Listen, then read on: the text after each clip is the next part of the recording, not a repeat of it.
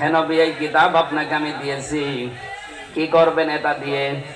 মানুষদেরকে আপনি অন্ধকারের ভেতর থেকে আলোর দিকে বের করে নিয়ে আসবেন।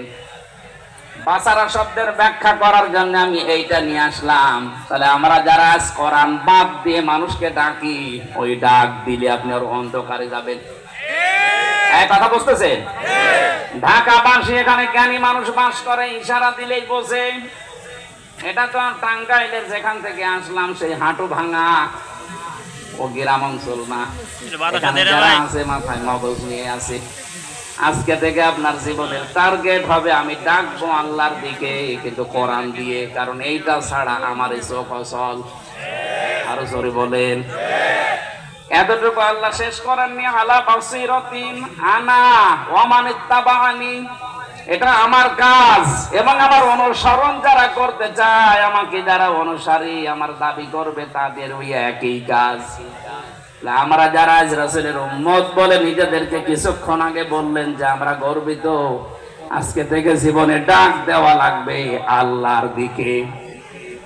মাধ্যম হবে বাবার জীবনী। বলেন বলেন বলেন কি?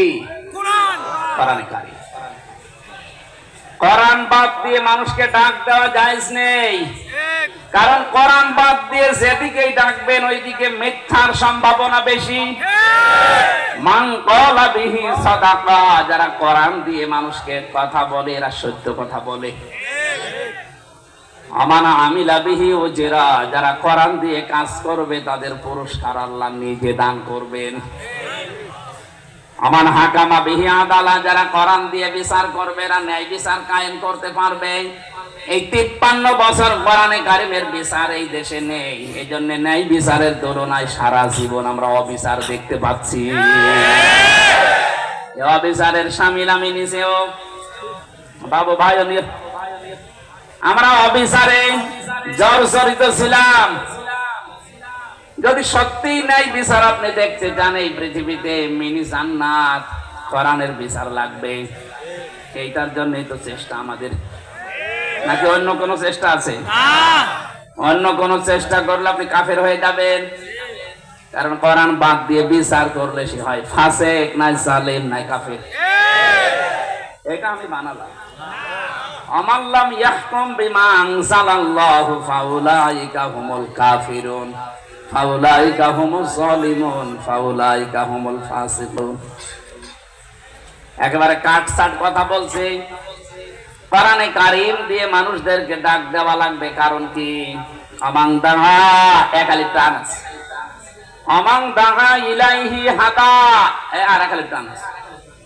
ফাকাদ হুদিয়া ইলা সিরাতিন মুস্তাকিম। নবীজি বলেন, কেউ যদি কোরআন দিয়ে ডাক দেয় আল্লাহ নিজে তাকে হেদায়েতের উপরে রাখে। কথা বুঝতেছেন?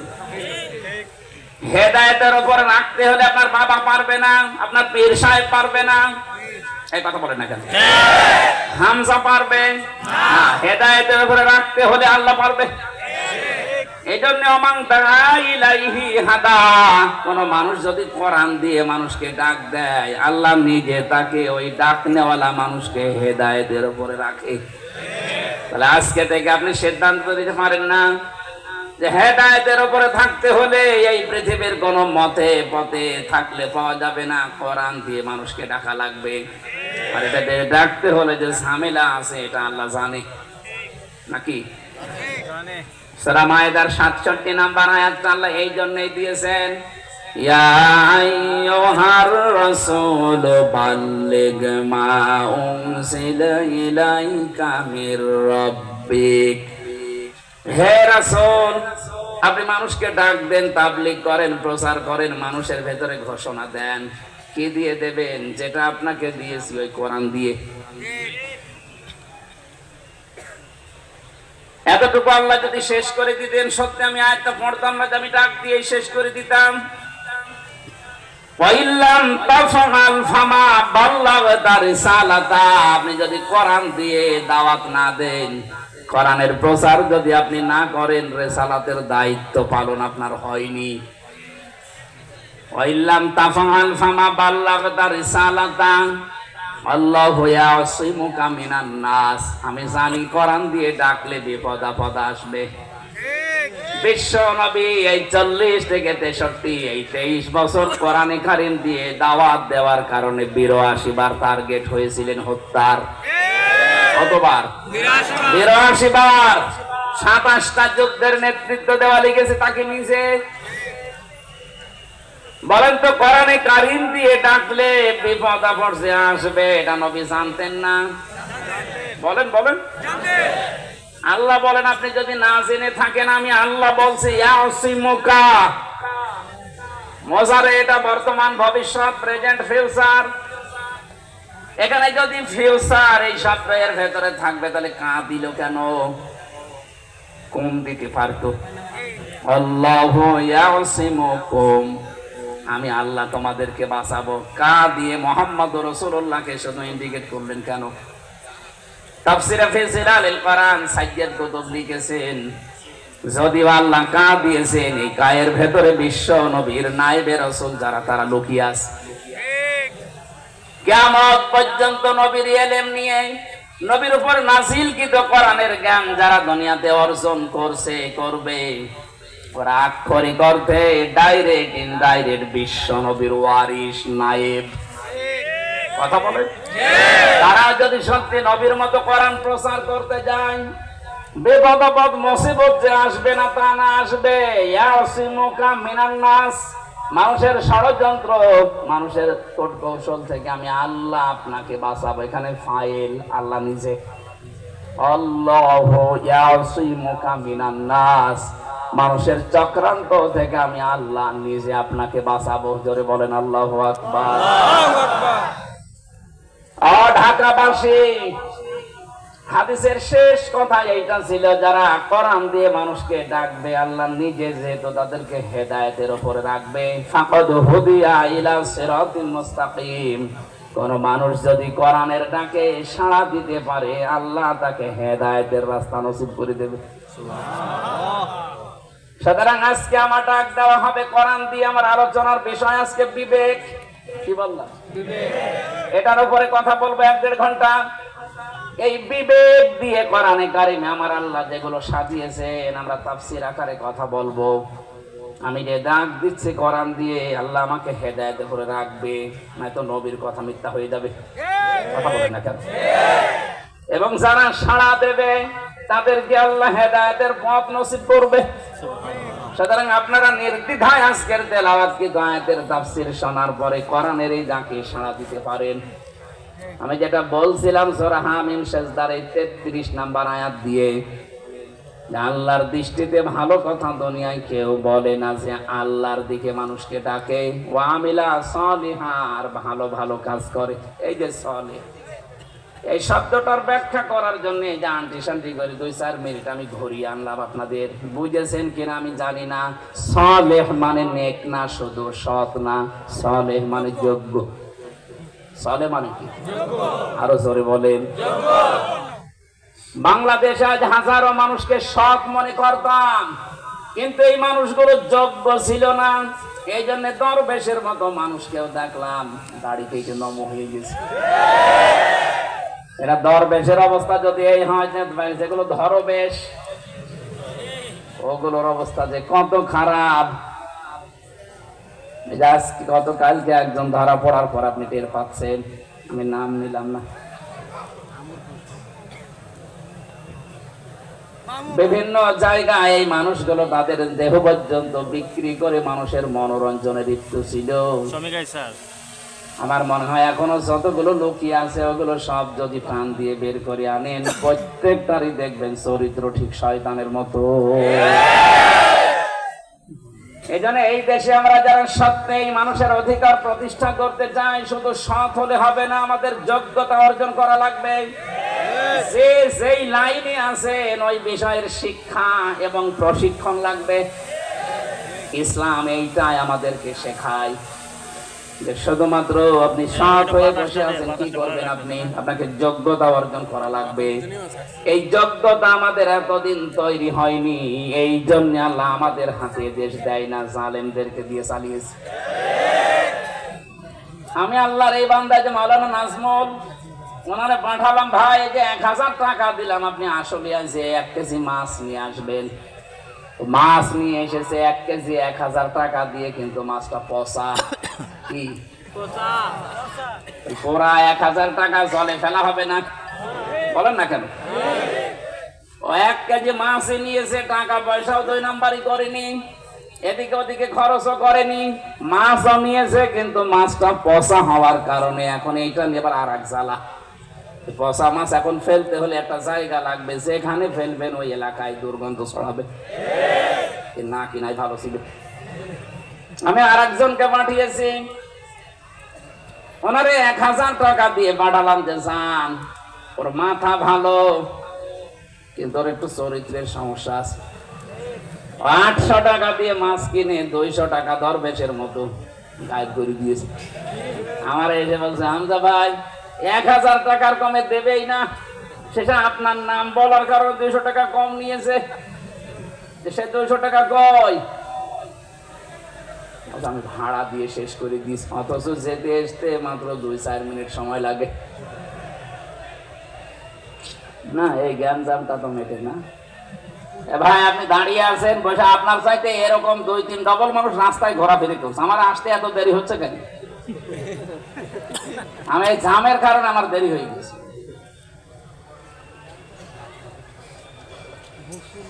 ঢাকা বাসে এইটা পাশে যাকে পাঠালাম, এর চরিত্র খারাপ হওয়ার কারণে ও মাছ নিয়েছে ঠিক 800 টাকার মাছ, এগুলো খাওয়া যাচ্ছে, বাকি 200 টাকা যদিও আত্মসাৎ করিস, তারপরও তো 800 টাকার মাছ আমি খেতে পারলাম। কথা বলে ঠিক কিনা? এই 53 বছরে আল্লাহ ইসলামকে দেশে জায়গা মতো দেয় না, এটা শুধু আল্লাহর দোষ না, এই দোষ আমাদের। কারণ এরকম মানুষকে যদি দেন, ও মাছ নেবে ঠিক, পুরাটা পচা, শেষে ওইটা ফেলার জন্য আবার আলাদা জায়গা লাগবে, কিন্তু এদেরকে দিয়ে আল্লাহ চালাচ্ছে, একে না।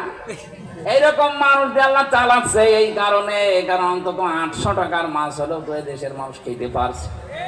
200 টাকা এদিক ওদিকে যাক, 200 টাকা যেতে গিয়ে এই 15.5 বছরে এত টাকা গেছে, আপনার মাথা ঘুরে যাবে। কেউ তার ছেলের নামে, মেয়ের নামে, কেউ তার নিজের বোনের নামে, দলীয় নেতা কর্মীর নামে এত টাকা পাচার করেছে। এই দেশে এখন একটা মানুষ যদি জন্ম নেয়, তার মাথার উপরে 1 লাখ টাকা ঋণ। আপনি কি দিয়ে গেলেন? বিশ্বনবীর জীবনী থেকে কথা বলা হয় মাঝে মাঝে। অনেক মানুষ বলে, হুজুর নবীর কাহিনী বলতে পারেন না। আপনি নবীর কাহিনী বললে সহ্য করতে পারবেন। বিশ্বনবী যেদিন নবুয়ত পেলেন, নবী হয়ে আসলেন, ওই দিনই খাদিজাকে বলেছিলেন আমাকে ঢেকে দাও। হযরতে খাদিজা বলেন, আপনি ভয় পান কেন? কোনো ভয় নেই আপনার, আল্লাহি আল্লাহর কসম, লা ইখজিকাল্লাহু আবাদান, কখনো আপনি ভয় পাবেন না। জিন, ভূত, পরী, পেতনি, এমনকি আল্লাহ আপনাকে ভয় দেখাবেন না। ইন্নাকা লা তাসিলুর রিহমা, আপনি আত্মীয়তার সম্পর্ক ঠিক রাখেন। হযরতে খাদিজার কথা দ্বারা কয়েকটা প্রমাণ এখান থেকে বের হয়। 1 নম্বরে, যারা মানুষের সাথে সম্পর্ক, বিশেষ করে রক্তের, এই রক্তের সম্পর্ক দুনিয়ায় যারা ঠিক রাখবে, এদের কোনো ভয় আমার আল্লাহ তৈরি করে দেবে না, সব ভয় থেকে আল্লাহ মুক্তি দিয়ে দেবে। এদেশে আমরা আপনার আত্মীয় ছিলাম না, আপনি আমাদের সাথে সম্পর্ক ত্যাগ করে পালিয়ে চলে গেলেন, এই কারণে তো এত ভয়। দেখেন তো, আপনি আত্মীয় ছিলেন না আমাদের, কেউ আমরা বুবু বলতাম, কেউ আপা বলতাম, কেউ ভাবি বলতাম, কত রকমের আত্মীয় আপনি, অথচ সম্পর্ক ত্যাগ করে আপনি না জানিয়ে চলে গেলেন। হাজারো মানুষ যারা, এই মানুষগুলো আজ ভয়ে, কারণ এই ভয়গুলো আমরা দেইনি, ভয়গুলো আল্লাহ দিয়েছে। যে মানুষগুলো আজ 2.5 মাস হয়ে গেল বের হয় না, এই মানুষগুলো এরশাদ পতনের সময় বুক পেতে দিয়েছিল রাস্তায়। কথা বলছে না কেন? আমার কুষ্টিয়ার হানিফ, আপনার ঢাকার নানক, এই মানুষগুলো ওই সময়ে, এই যে আব্দুর রহমান ফরিদপুরের, যেটা মরে গেল কয়েকদিন আগে, অগ্নিকন্যা, ওর কবরে মনে হয় অগ্নি চলছে। কন্যা যখন অগ্নি, তো অগ্নি ছাড়া কি পাবে? এই মানুষগুলো এরশাদের সময়ে পতন ঘটাতে বক্সিয়াতে আমার নিজের আপন চাচা চেয়ারম্যান ছিল, ওনার বাড়িতে খাবার খেতে গেছি। হানিফ সাহেব কল দিয়ে বলেছে, কে এসেছে? হামজা কেন গেল? আমার ভাইয়ের ছেলে আসবে না। বলে না, আওয়ামী লীগ করলে ভাই বোন দেখা হবে না, আওয়ামী লীগ ছাড়া কেউ আপনার বাড়ি খাবার খেতে পারবে না। আপনি আত্মীয়তার সম্পর্ক গুলো নষ্ট করে দিলেন, আর এসে তো আমার রক্তের জিনিস। বলেন তো, স্ত্রী হিসাবে নবীজিকে অভয় দিচ্ছে, আপনি ভয় পাবেন না? আপনি রক্তের সম্পর্ক ঠিক রাখেন, এই জন্য ভয় নেই। আর আপনারা রক্তের সম্পর্ক নষ্ট করেছেন, এই জন্য এত ভয়। আপনি একটা কথা ভুল প্রমাণ করেন, এইভাবে চলছে। নাকি এই মানুষগুলো 15 বছর 20 বছর আগে জীবন দেওয়ার জন্য পাগল ছিল, আর এখন জীবন নিয়ে পালাচ্ছে। মানে এ ভয় শুধু হামজা আপনাদের দেয়, নিয়ে ভয় দিয়েছে আল্লাহ নিজে। 2 নাম্বারটা আরো কঠিন, এইটা বলার জন্য আমি বলছিলাম অতাহমিলুল কাল্লা। হে স্বামী, আপনি ভয় পান কেন? আপনি তো মানুষের বোঝা বহন করেন, মানুষের ঋণের বোঝা, কষ্টের বোঝা, দুঃখের বোঝা গুলো আপনি দুনিয়ায় বহন করেন। বোঝা আপনি হালকা করে দেন। দুনিয়ায় যারা মানুষের বোঝা বহন করে, হালকা করে, তাদের কোনো ভয় নেই। আর আপনি কেমন উম্মত দাবি করলেন? কি হজ করে এসেছেন আমি জানি না। প্রতিদিন নাকি ফজরের পরে কোরআন পড়তেন। কি কোরআন শরীফ পড়লেন? এ আয়াতকে পাননি? বিশ্বনবী তার মানুষের যারা উম্মত দাবি করে তাদের বোঝাগুলো হালকা করে দেয়, তাদের কষ্টের বোঝা, দুঃখের বোঝা। আর আপনি এত বিশাল বিশাল বোঝায় জাতির উপরে চাপিয়ে পালিয়ে চলে গেলেন। এই যে 2780 জন মানুষ এখনো হাসপাতালে কাতরাচ্ছে, কারো পা নেই, হাত নেই, চোখ নেই, অন্ডকোষ নেই। এ মানুষগুলো তার পরিবারের জন্য, সমাজের জন্য, দেশের জন্য বোঝা হয়ে গেল না? কথা বলছেন? কোটি কোটি টাকা পাচার করে দেশটাকে আপনি একটা ঋণের বোঝা দিয়ে গেলেন। আপনাকে আল্লাহ ভয় দেখাবে না? দেখাবে কারে? এখানে এত ভয় যে নিজে আসতে পারবে না, বলছে আমার ছেলেরে পাঠাবো। পাঠান। ওটা কি কম মেরেছে টাকা পয়সা?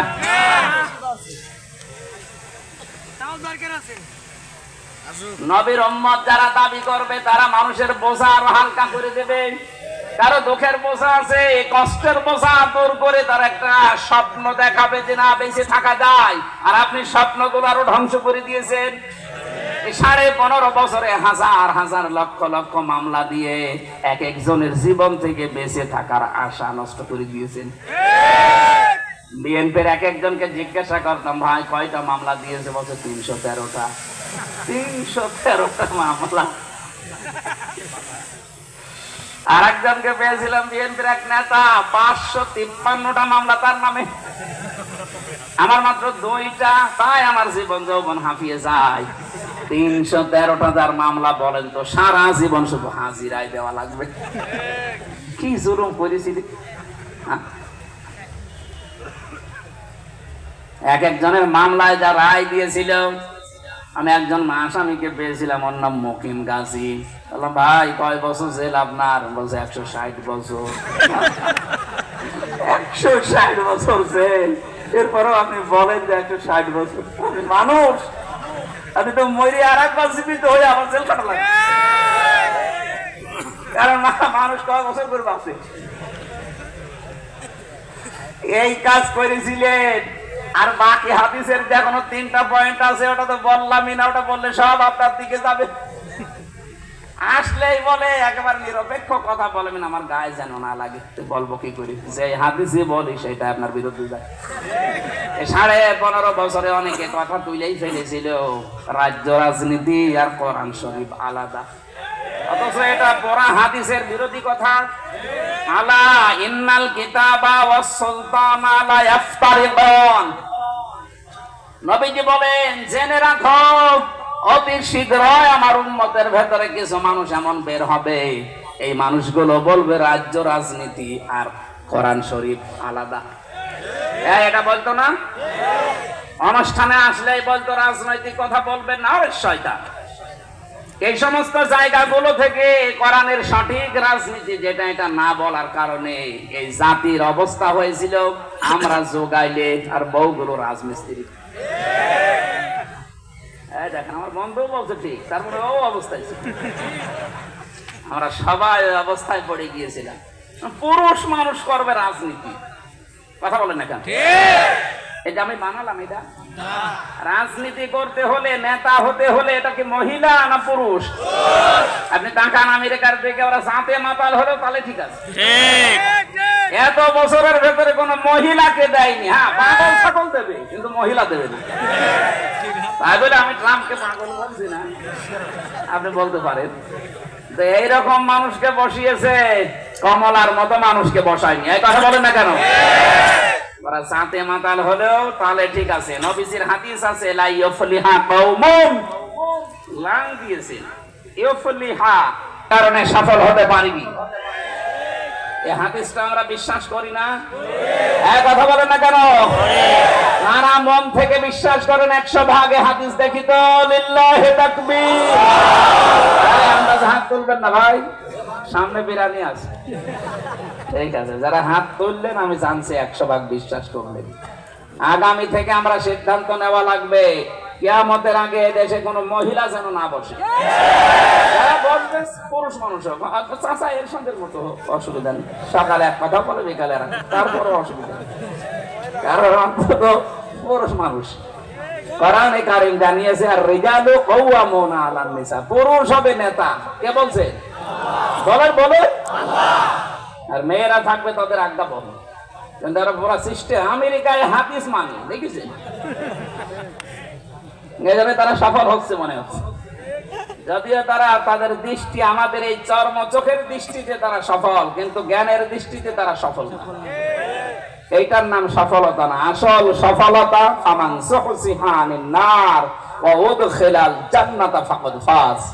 আল্লাহ বলেন আসল সফল তো ওই লোকটা যাকে আমি আল্লাহ জাহান্নামের আগুন থেকে বাঁচিয়ে জান্নাত দিয়ে দেব।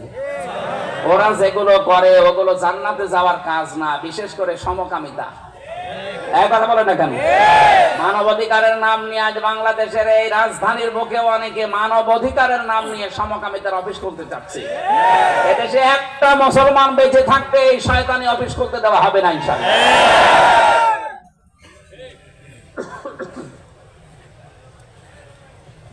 আমার ভাইরা, যে আয়াতটা বলেছিলাম আমরা আজ যোগ্যতা অর্জন করতে পারছি না, এই জন্য আল্লাহ অযোগ্য মানুষদেরকে দিয়ে এই দুনিয়া চালাচ্ছেন। আর চালাতে গিয়ে দেশটা রসাতলে চলে গেছে। আমরা হাজার হাজার ঋণের বোঝা, কষ্টের বোঝা, দুঃখের বোঝা এখন বহন করে নিয়ে বেড়ানো লাগছে। কথা বলেন ঠিক কিনা? এই আয়াতের শেষ কথা ছিল, ওয়াকালা ইন্নানি মিনাল মুসলিমিন। সে ঘোষণা দেবে বুক টান টান করে, আমি মুসলমান। বাংলার মুসলমানেরা আপনি জবাব দেবেন, এই 15.5 বছর অন্তত বুকে হাত দিয়ে বলা যেত যে আমি মুসলমান। কারণ যে বলবে আমি মুসলমান সে লোকটার কাছে সুদ থাকবে না। যে বলবে আমি মুসলমান তার বউ বেপরদায় চলবে না। যে বলবে আমি মুসলমান তার শিক্ষা ব্যবস্থায় দুর্গা থাকবে না। বলুন, এগুলো ছিল আমাদের টান করে বলার কায়দা ছিল না যে আমি মুসলমান। আয়াতের 2টা আমরা মেনেছি। আর জাতীয় মসজিদের ইমাম যিনি এখন যিনি হয়েছেন মুফতি আব্দুল মালিক হাফিজাহুল্লাহ, উনি আল্লাহর দিকে কম বেশি সারা জীবন ডাকছে, ভালো ভালো কাজ করার জন্য চেষ্টা চালাচ্ছে। কিন্তু অকালা ইন্নানি মিনাল মুসলিমিন, এই 15.5 বছরে ওনার মতো মানুষ বুকে হাত দিয়ে কি বলতে পেরেছে আমি মুসলমান? তাহলে হক কথা আমরা বলতে পারতাম, শুনতে পারতাম। কই এতদিন তো শুনি নাই। এখন সিন্ডিকেটের বিরুদ্ধে কথা বলছে, যে সিন্ডিকেট যে করে সে জালেম। সিন্ডিকেটের মাধ্যমে যে টাকা উপায় হয়, ওই টাকা ভোগ করার জন্য আপনার স্ত্রী, আপনার সন্তান 2 পায়ে খাড়া, কিন্তু এর দ্বারা যে গোনা হবে এ গোনা আপনার বউ নিতে রাজি না।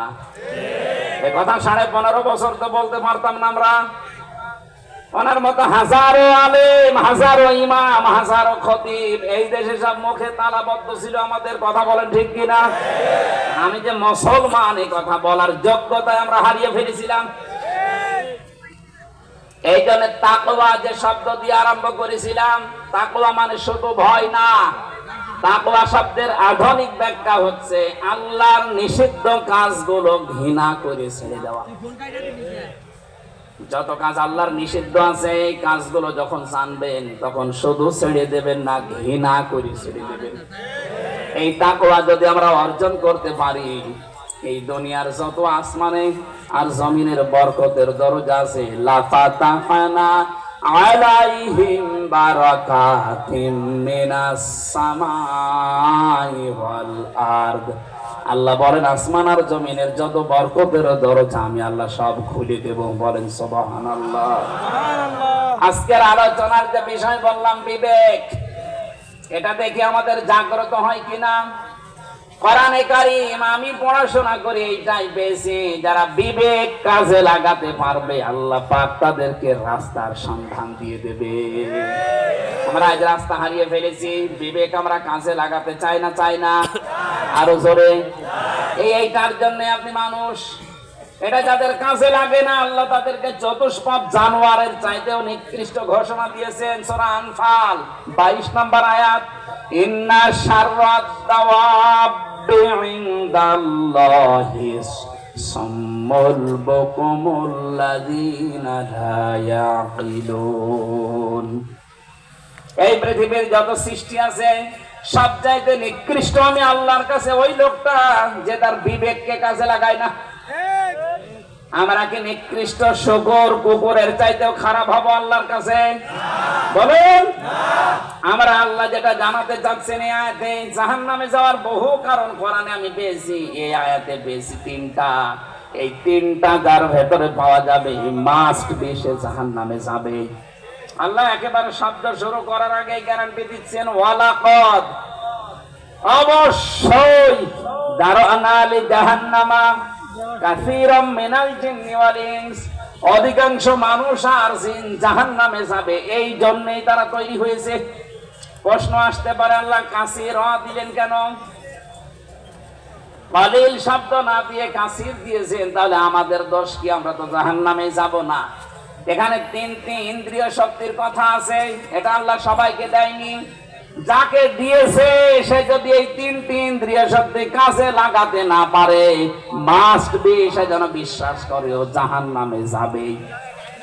আমরা যারা আছি একটু আমরা মিলিয়ে দেখি আমাদের ভেতরে এই তিনটি ইন্দ্রিয় শক্তি আছে কিনা, আর এগুলো আমরা ব্যবহার করছি ঠিক মতো কিনা। এক নম্বরে আল্লাহ ঘোষণা দিচ্ছেন, লাহুম কুলুবুন লা ইয়াফকাহুনা বিহা, তাদের কলব আছে কিন্তু চিন্তা নেই, তারা বোঝে না। এই যে বিবেকটা আমাদের যাদের কাজে লাগছে না, এই মানুষগুলো আমরা পথ হারিয়ে ফেলেছি। একটা বারের জন্য যদি বিবেক দিয়ে চিন্তা করতাম যে আমি কি ছিলাম, হালা তাআলাল ইনসান হাইনুম মিনাদ দাহরি লাম ইয়াকুন শাইআম মাযকুরা, আমি তো উল্লেখ করার মতোই কিছু ছিলাম না। কথা বলেন ঠিক কিনা? আমি এই 33 বছর বয়স আমার, এই 33 বছরের আগে হামজা নামে কেউ এশিয়ারে বসবে কল্পনা ছিল আপনার? আমার মায়ের তো বিয়ে ওই সময় হয়নি। তার মানে আমি কি ছিলাম আমি উল্লেখ করবো এরকম কিছু ছিলাম না। নেই থেকে আল্লাহ পাক আজ আমাকে চেয়ারে বসিয়েছেন। কথা বলেন ঠিক কিনা? আল্লাহ রাব্বুল আলামিন বলেন, এই যে বিবেকটা যদি কাজে লাগাতে, তোমাকে বানাতে গিয়ে আমি যে 5টা জিনিস আমার পক্ষ থেকে দিয়েছিলাম, শ্রবণ শক্তি, দর্শন শক্তি, বাক শক্তি, আকেল শক্তি আর ঘ্রাণ শক্তি। এটা সূরা নাহলের 14 নাম্বার পারা, 14 নাম্বার পৃষ্ঠা, 13 নাম্বার লাইনের 78 নাম্বার আয়াতের মাঝের অংশে আছে। আল্লাহ পাক বলেন 5টা জিনিস দুনিয়ার কেউ তোকে দেয়নি। বিশেষ করে এই যে বাক শক্তি, কথা বলার যোগ্যতা, আমি যদি এটা না দিতাম তামাম দুনিয়ার ডাক্তার মিলেও দিতে পারতো না।